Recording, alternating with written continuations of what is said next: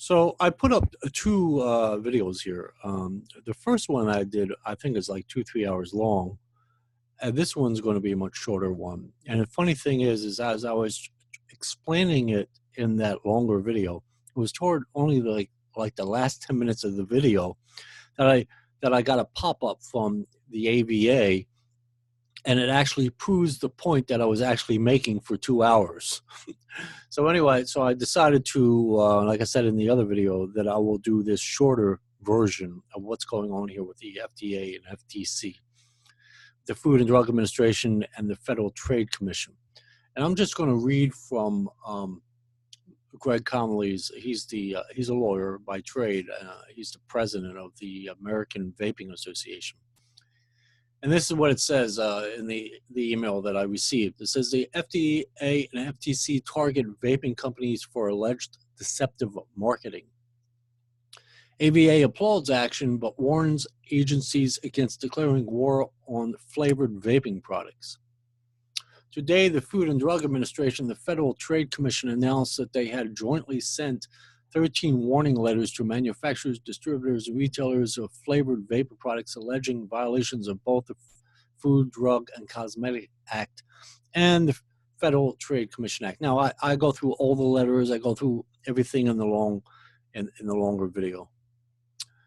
The recipients of the letters include Anywhere Incorporated, One Mad, Hit Juice Box, Dripmore, LL Limited Liability Company, Candy King, and other companies that produce or sell e-liquid with packaging that appear to be directly inspired by what the FDA calls kid-friendly food products.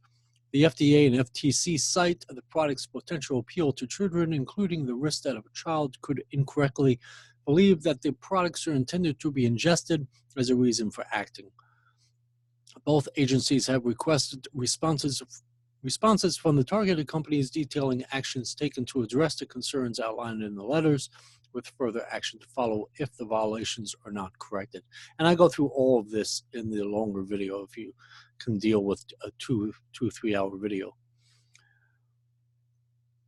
Now, the funny thing is, when I did my longer video, okay, I was talking about this in the beginning, and I don't know if anyone got it, but hopefully coming from Greg Connolly, who is a lawyer by trade, hopefully you'll believe him.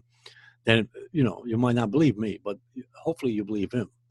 Okay, so it says Greg Connolly, president of the American Vaping Association, commented on the FDA's action. Flavors are critically important to helping adults quit smoking, but that is no excuse for crass, bottom-feeding marketing that violates U.S. trademark laws. Understand? This whole thing has nothing to do with like what the Vaping Legion Network or Vaping Minuteman or whoever.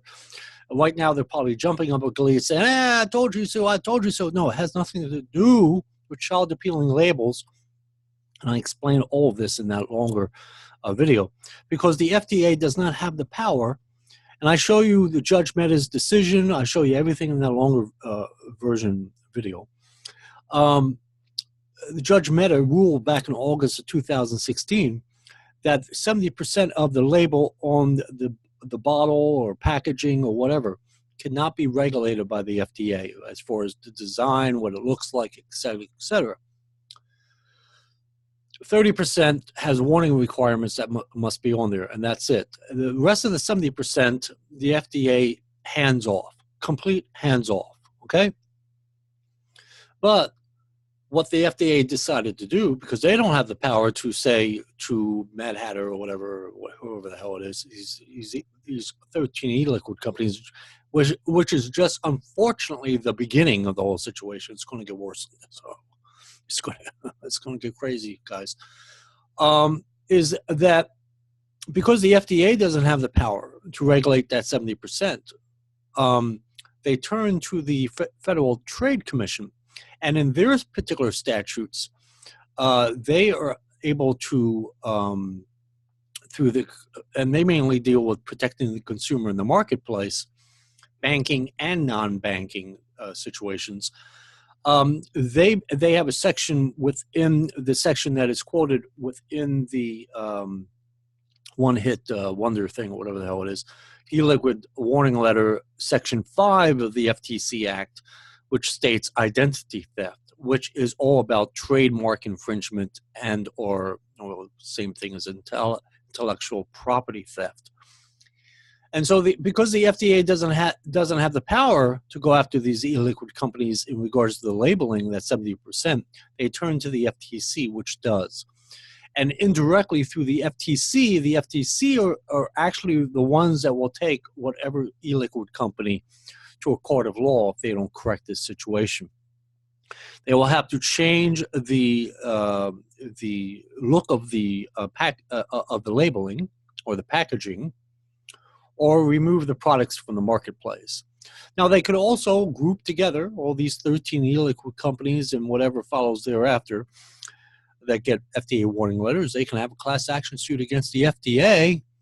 They'd have a somewhat of a difficult process having a class action against the FTC, but they certainly can go after the FDA, considering the warning letters are coming from the FDA.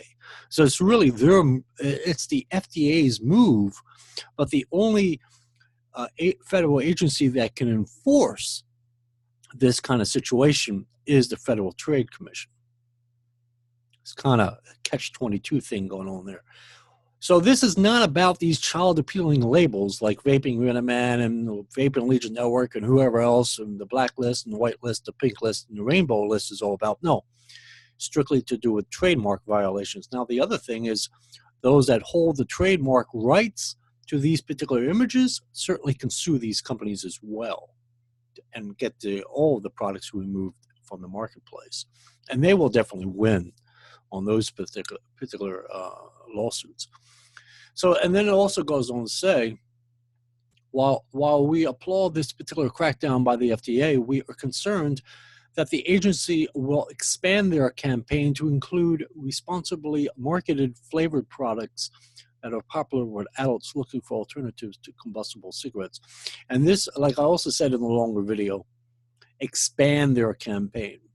Yeah, this can get really nasty. Gottlieb's in a corner. He's coming out fighting. He's coming out fighting more than I thought he would.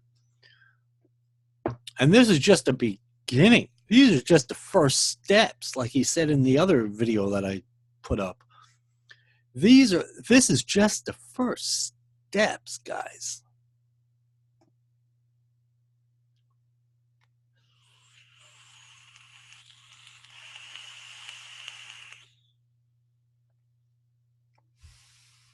This whole balancing act that he's having may not be a balancing act after all, especially having the Senate hearing, the senator in the Senate hearing, Senator Lori, L-O-W-E-Y, put Gottlieb on the spot. I mean, he could be literally removed from his position as FDA commissioner by either the Senate, which is a bit of a tedious, long process, or immediately fired by the President of the United States, Donald John Trump. I mean, he could get fired automatically. And they just, boom, you're gone. So he's probably, and he probably wants to focus on drugs and opioids, epidemic and all this other crap. Now he's bogged down with all this crap with the whole vapor industry. But anyway, I don't want this video going too long. If you want to really go into depth as to what's going on here, go watch that longer video I'm going to put up. But this is what it's about. Violates U.S. trademark laws. It's nothing to do with child-appealing labels. It has to do with trademark laws. And on that point, you guys have a good one. Bye.